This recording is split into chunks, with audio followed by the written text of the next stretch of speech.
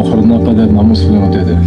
Аның үлеме юкка түгел, ул үз ватанының, үз халкының мәнфәгатьләрен яклады.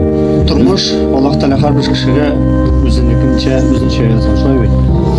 Һәрбер Bizim arada bizden üçgen okugan, hakem oynagan oyundaşımız başta olduğu gibi deyipatma.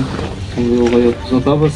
Көптен түгел туған ауылына қайтып, бізде саубулашып соңғы кезде болған. Сол рахметсіз, батыр егетлеріміздің ұмытуға хақымыз жоқ.